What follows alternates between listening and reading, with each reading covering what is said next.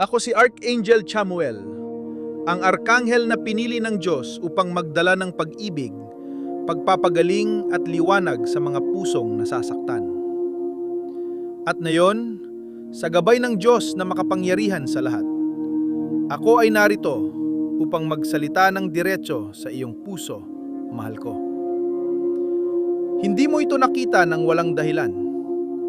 Ang mensaheng ito ay dumating sa iyo hindi dahil sa pagkakataon lamang, kundi dahil ang Diyos mismo ang nag-utos sa akin na iparating ito sa iyo sa tamang panahon. May isang tao na labis na nagsisisi sa pagkawala mo. Isang tao na minsan ay naging bahagi ng iyong mundo, na hinawakan ang iyong kamay, na ngumiti sa iyong mga mata, na pinangako ang walang hanggang pag-ibig. Ngunit sa isang sandali ng kahinaan, ng pride at ng takot, siya ay lumayo. Ngayon, siya ay nabubuhay sa isang impyerno na sarili niyang ginawa. Isang buhay na puno ng pagsisisi, kalungkutan at matinding sakit na emosyonal na hindi niya kayang itago pa. Huwag kang matakot, mahal, dahil ang Diyos ay nakikita ang lahat. Siya ang nagbigay sa akin ng kapangyarihan upang ipakita sa iyo ang totoong kwento ng taong ito na ngayon ay gumugugol ng bawat segundo sa pag-iisip tungkol sa iyo. Sa mga unang araw pagkatapos niyang umalis, iniisip niya na magiging madali ang lahat, na makakahanap siya ng bagong landas, na ang kanyang desisyon ay tama dahil sa mga dahilan na kanyang inimbento sa kanyang isipan.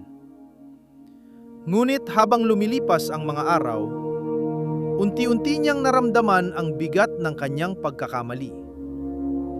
Isang pagkakamali na hindi na niya mababawi sa simpleng salita. Siya ay nagising isang umaga na walang kahulugan ang kanyang buhay, dahil ang iyong presensya ang nagbigay ng kulay sa kanyang mundo. Ngayon, ang kanyang tahanan ay tahimik na parang libingan.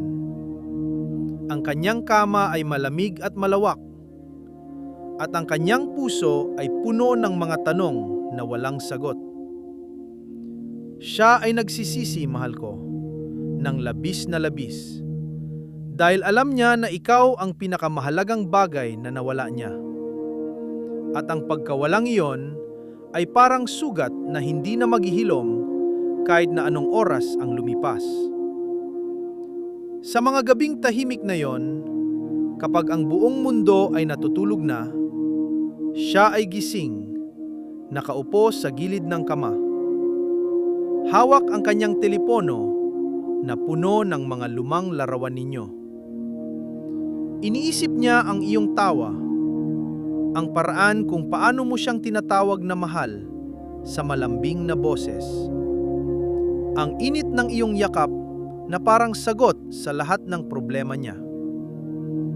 Siya ay nag-overthink. Paulit-ulit na inaalala ang bawat argumento ninyo.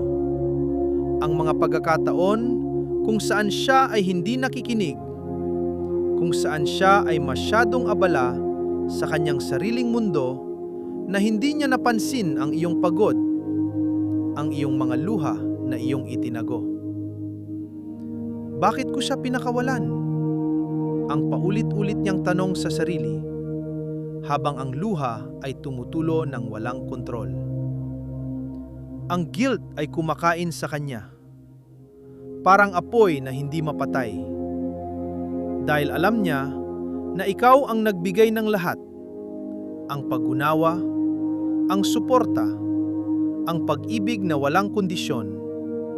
Ngunit siya ay nagbigay lamang ng mga pangako na kanyang sinira. Sa mga sandaling iyon, siya ay nakakaramdam ng matinding kalungkutan. Isang kalungkutan na mas malalim kaysa sa anumang naranasan niya noon pa man. Parang may butas sa kanyang dibdib na tanging ikaw lamang ang makakapuno. Ngunit alam niya nahuli na ang lahat. Isipin mo, mahal, ang mga eksenang iyon kung saan siya ay naglalakad ng mag-isa sa parehong daan na inyong nilakad noon. Sa park kung saan kayo nagkakape tuwing umaga, na yon ay nakaupo siya roon ng mag-isa. Tinitingnan ang upuan na dati ay puno ng iyong ngiti. Siya ay naalala ang mga kwento mo tungkol sa iyong araw, ang iyong mga pangarap na kanyang sinuportahan ng half-hearted, at nayon, siya ay naiiyak ng tahimik dahil napagtanto niya na ikaw ang kanyang pinakamalaking suporta. Napagtanto niya na huli na ang lahat, na ang iyong halaga ay sobra-sobra, na ikaw ay isang biyaya mula sa Diyos na kanyang sinayang. Sa mga oras na iyon ng pag-iisa, ang kanyang isip ay puno ng mga what if. What if hindi siya lumayo? What if pinakinggan niya ang iyong mga hinaing?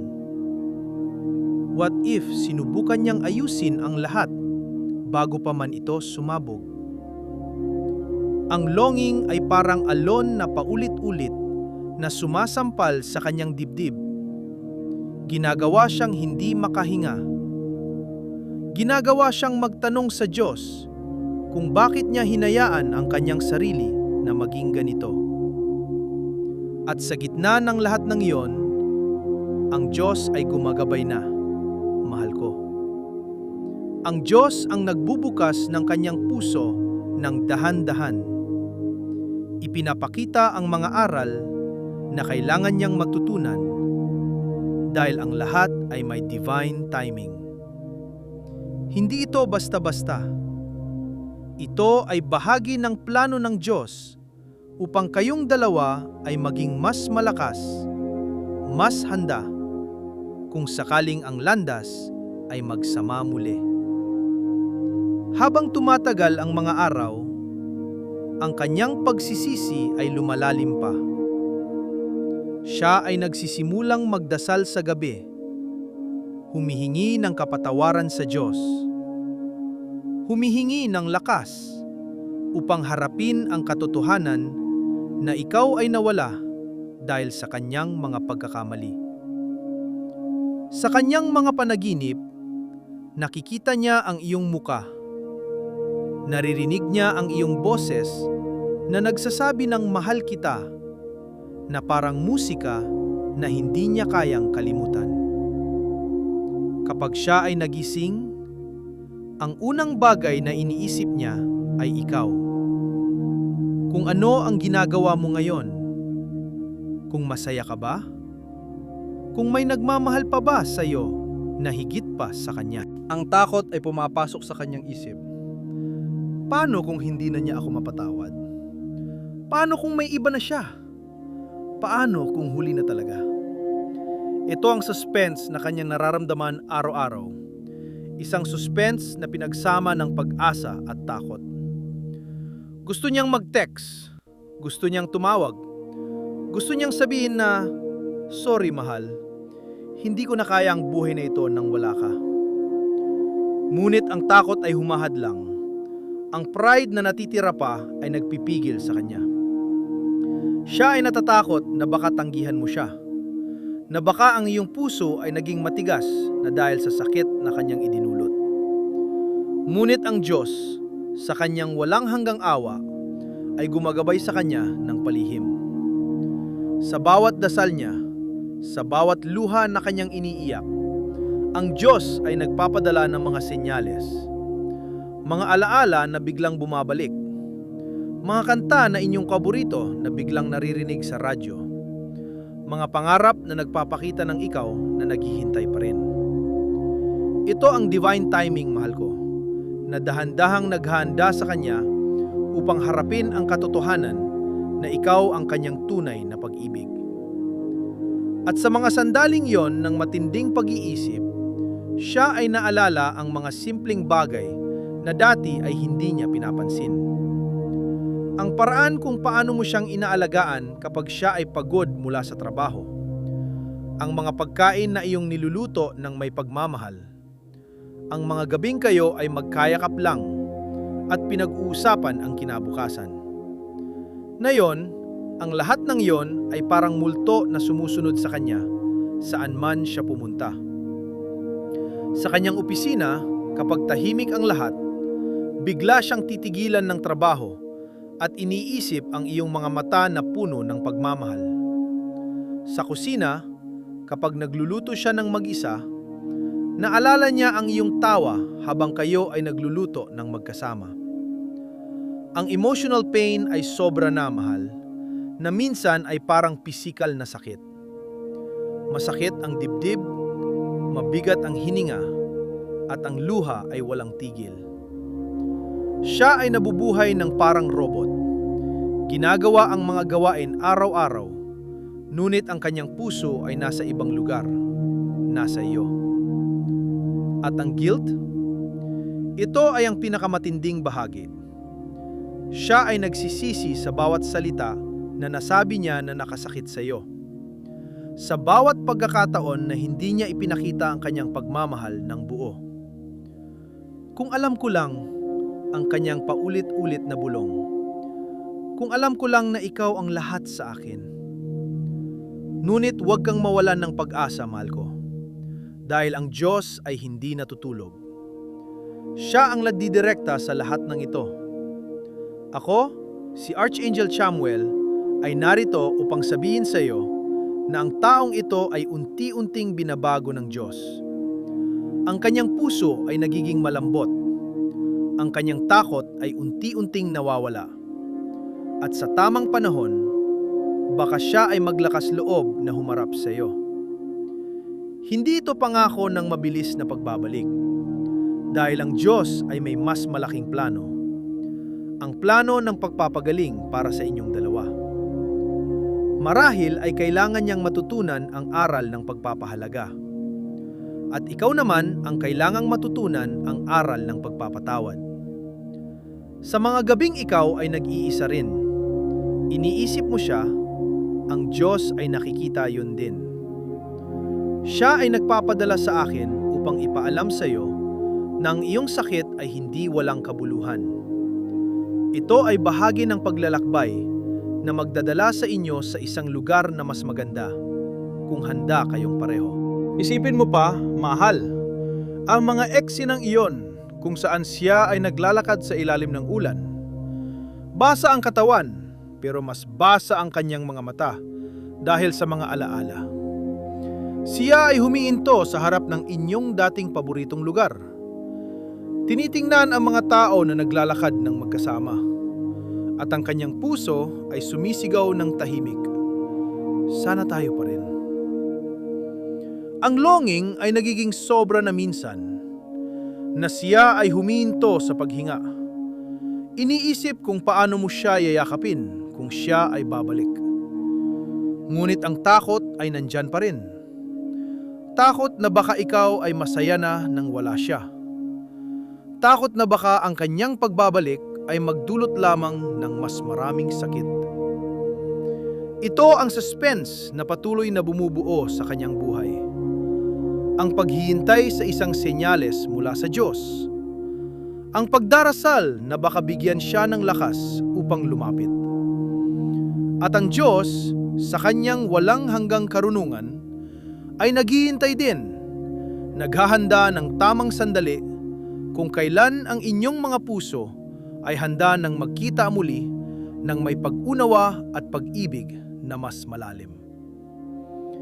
Sa bawat araw na lumilipas, ang kanyang pag-iisip tungkol sa iyo ay nagiging mas malinaw. Napagtanto niya na ikaw ay hindi lamang isang tao sa kanyang buhay. Ikaw ay ang kanyang kaluluwa, ang kanyang liwanag, ang kanyang tahanan. Ang mga maliit na bagay na dati ay hindi niya pinahahalagahan, ang iyong mga text na, "Kumain ka na ba?" Ang iyong mga yakap sa umaga, ang iyong pagkanta ng mag-isa sa kusina. Lahat ay ngayon ay parang ginto na nawala. Siya ay nabubuhay sa regret na yon. Ngunit unti-unti, ang Diyos ay nagpapakita sa kanya ng pag-asa. Sa pamamagitan ng mga kaibigan na biglang nagbanggit tungkol sa iyo. Sa pamamagitan ng mga pangarap na puno ng iyong muka. Sa pamamagitan ng katahimikan na nagbibigay ng kapayapaan. Ako, si Chamuel, ay narito upang sabihin sa iyo na ang taong ito ay nagbabago dahil sa iyo. Ang kanyang pagmamahal ay hindi nawala. Ito ay lumalim pa dahil sa sakit ng pagkawala. At ngayon, mahal ko, habang binabasa mo ito, pakiramdaman mo ang init ng aking presensya. Ang Diyos ay nag-aalok sa iyo ng pagpapagaling. Huwag mong ipikit ang iyong puso sa posibilidad ng kapatawaran. Kung ang taong ito ay babalik, ito ay dahil sa divine timing ng Diyos, hindi dahil sa pagkakataon. Marahil ay may araw na siya ay lalapit, na may luha sa mga mata, na may pagsisisi sa boses, na sasabihin ang mga salitang, "Mahal, patawarin mo ako. Hindi ko na kaya nang wala ka." At sa sandaling iyon, ikaw ay magiging handa dahil ang Diyos ay naghanda na sa iyo rin. O marahil, ang pagpapagaling ay darating nang wala siya, sa pamamagitan ng pagpapatawad sa sarili at sa Kanya mula sa malayo. Alinman sa dalawa, ang Diyos ay kasama mo. Ang aking mensahe sa iyo ay ito. Patawarin mo ang iyong sarili sa paghihintay. Patawarin mo siya sa kanyang pagkakamali. At hayaan ang pag-ibig na maghilom sa inyong dalawa. Ang kalungkutan ay magiging bahagi lamang ng kwento. Ngunit ang pag-asa at pagpapagaling ang magiging wakas. Sa mga susunod na araw, kapag ikaw ay nag-iisa, alalahanin mo na may isang taong labis na nagsisisi, na ang kanyang puso ay puno ng iyong pangalan. Ang Diyos ay gumagabay sa kanya ng dahan-dahan. At sa tamang oras, ang lahat ay magkakaroon ng saysay. Huwag kang matakot sa sakit. Ito ay nagiging daan patungo sa magmalim na pag-ibig. Ako si Archangel Chamuel, at ako ay patuloy na nananalangin para sa iyo at sa Kanya. Ang Diyos ay nagmamahal sa inyo ng labis, at ang Kanyang plano ay perpekto. Sa pagtatapos ng lahat, ang kapatawaran ay magdadala ng liwanag. Ang paghilom ay magdadala ng kapayapaan. At kung ang Diyos ay magpasya, ang muling pagkikita ay magiging isang pagdiriwang ng tunay na pag-ibig na hindi na masisira pa. Mahal kita, anak ko. At ang Diyos ay kasama mo sa bawat hakbang. Amen.